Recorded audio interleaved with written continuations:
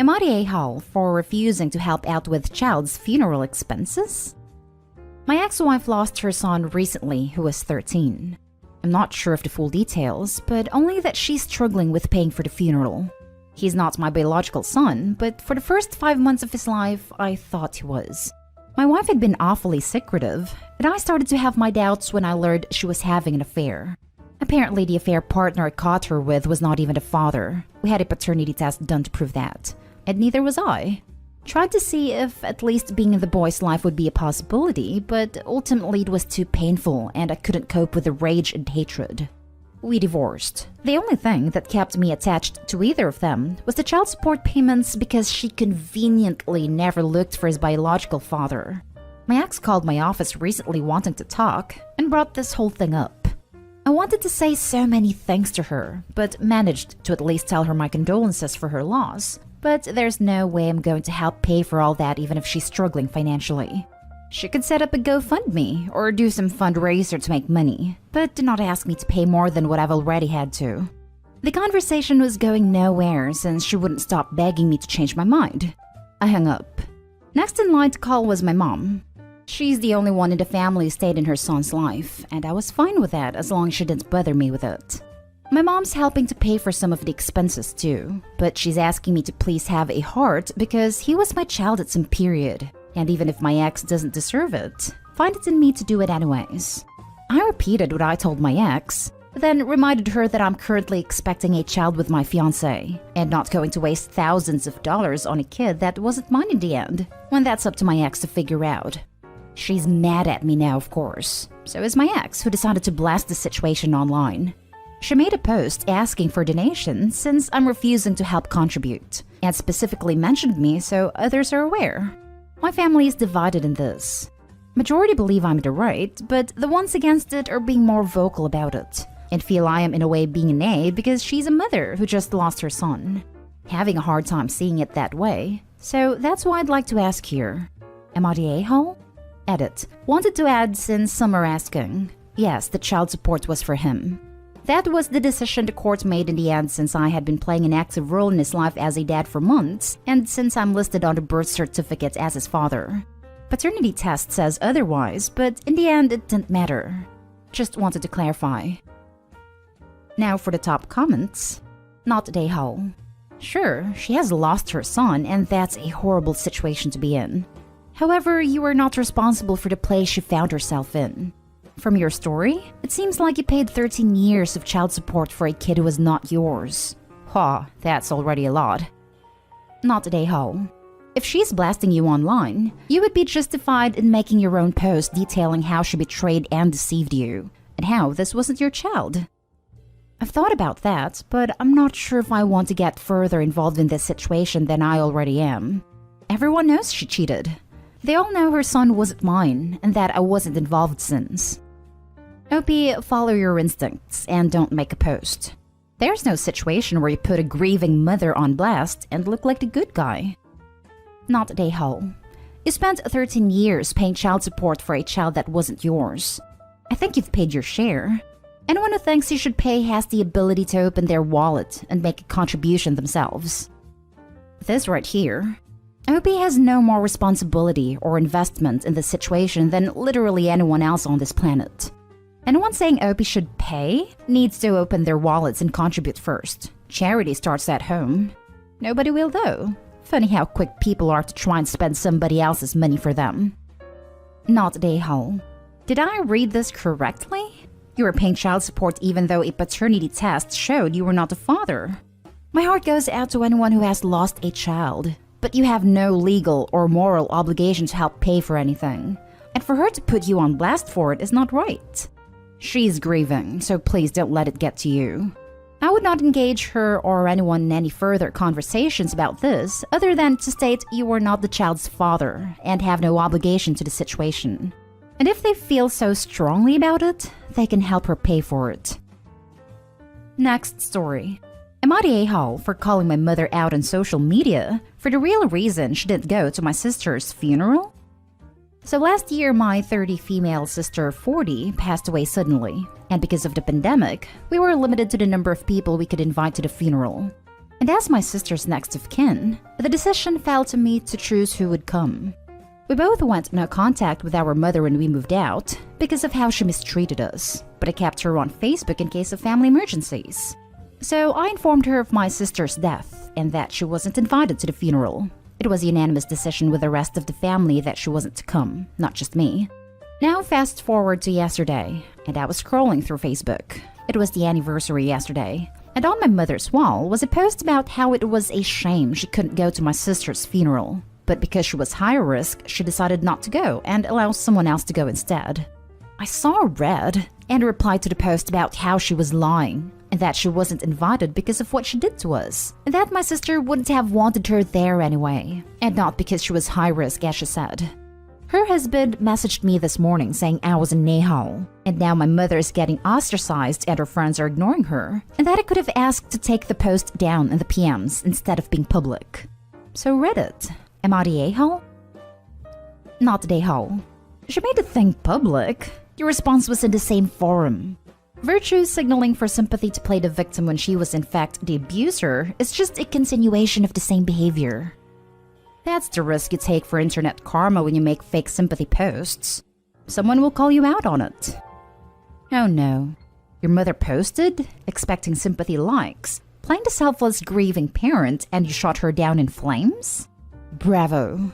It seems like she's been lying to her friends. It has been exposed by her own arrogance. Not the a-hole. I'm sorry about your sister.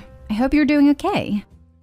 I was in a bad place yesterday. Also realized I shouldn't have gone on Facebook, but lessons learned. I'm doing better though.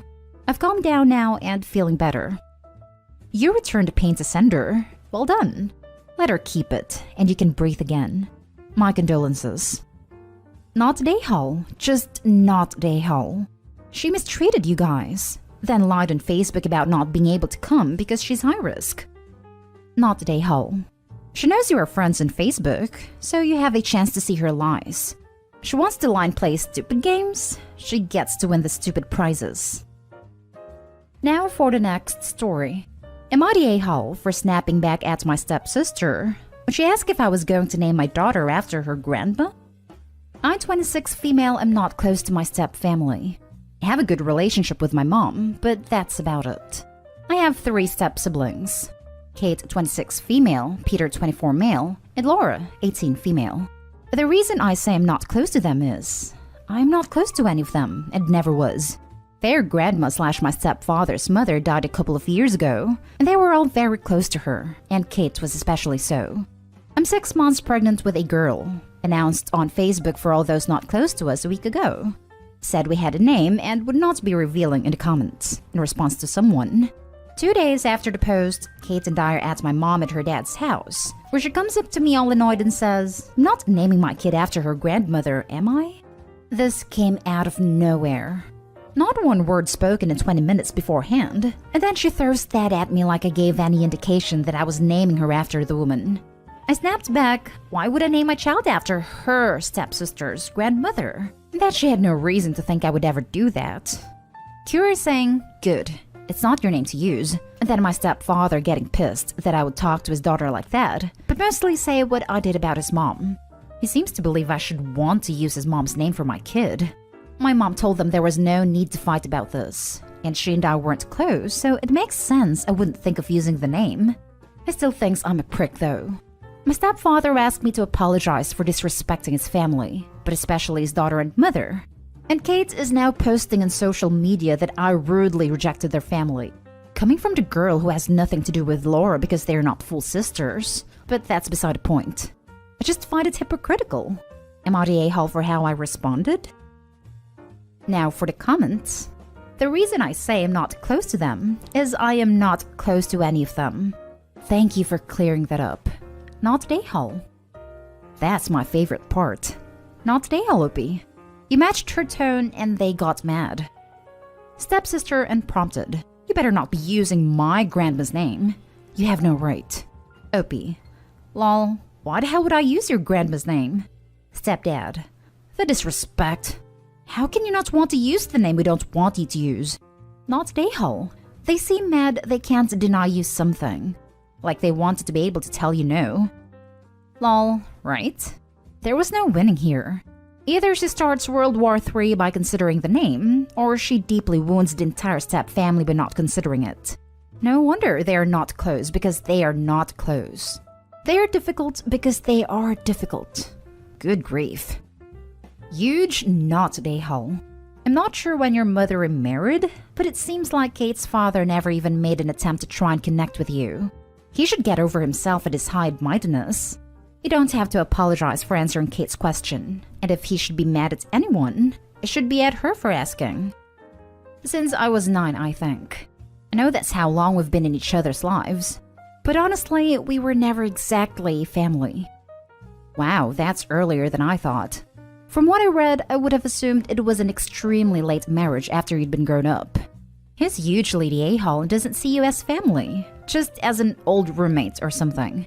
He has no right, especially since Kate asked you an invasive question that you already said you wouldn't tell the name till the baby was born. They need to get over themselves. Yeah, a lot of people assume things were a certain way because of the dynamics.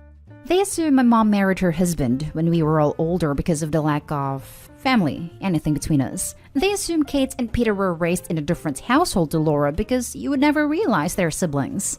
They have no relationship, but that's just the way things have always been. I'm still not sure why she thought I would ever name my child after her grandmother. Last story is titled, Am I the a-hole for telling my wife if she insists that my sister move out, I won't defend her or her choice? I, 34 male, am married with 2 kids, 3 female and 3 female. And over the past year, my sister Amy, 19 female, has been living with me and my wife, Leah, 36 female, because of the pandemic. My parents live in another state, and the only reason they felt comfortable with Amy going to college out of state was because my wife and I promised to be there for her in case of trouble. After the shutdown, Amy moved in with us, and eventually decided to take some time off because she felt too stressed out. Initially, Leia seemed fine with that because Amy got a job and started helping around the house. Examples: doing all the laundry, cleaning the living room, doing the grocery shopping, paying for the groceries, cooking breakfast 4 days a week, cooking dinner 3 days a week, cleaning the kitchen, vacuuming, and babysitting so long as we gave her 48-hour notice. Amy did all of this to show how grateful she was to us, and because she wasn't paying rent. After Amy got a job, I sat down with her and worked out budgeting system with her, so once she went back to school, she could put her money towards college expenses. She rarely buys any luxuries for herself, and asks me to double-check her finances regularly so I know she's not just blowing it. I thought everything was great, until Leia told me that she wanted Amy out. When I inquired why, she at first didn't give a real reason for me to support it. And then I found out that Leia's cousin got a new job near where we lived and needed a place to stay, and would offer to pay us rent until they got their own place. Leia feels like Amy has stayed long enough, and wants someone who can offer financial contribution. I told her that I didn't support this decision, and would not be kicking my baby sister out when she's putting in the work to better herself. I was upset, and said that if she wanted Amy out, then she'd have to tell her herself, but warned her that my parents would see her as greedy and not expect me to defend her. Now Leia isn't talking to me, and after a couple of days I need to ask, am I the a-hole? Edited to add. Forgot to add, sorry. But yes, I did run Amy paying rent by Leia as a compromise. However, Amy barely makes above minimum wage, and even if she factored in paying rent, it wouldn't be nearly as much as what Leia's cousin is offering. Also, it hasn't been explicitly said, but it looks like Leia's cousin will pay rent but not help around the house. At most, just clean up after themselves. Not the a-hole. Your sister was not leeching. In fact, she contributed a lot to the household by doing all the chores you listed. It might cost way more to hire someone to do all that for you than your wife's cousin would potentially pay in rent. So financial argument is sort of invalid. Exactly. Unless the cousin is going to be paying enough rent to cover the house payment, or the entire rent payment if Opie's renting, then they will be worse off if Amy's told to go.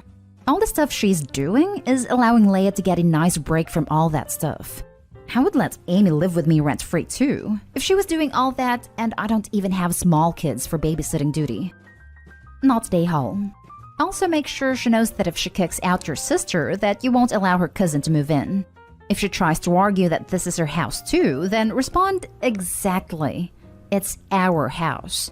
Neither of us gets unilateral control over what happens. If you have the right to nix my sister staying here, then I have the right to nix your cousin staying here. This right here. I really hope more people see this comment. It's not right for her to be able to make those kinds of decisions on her own. If she doesn't want a sister, great. But if he doesn't want a cousin to live there, then they can't. They both have to agree on who lives in their house, not just her. If she can veto someone, he can too. Not Daehul.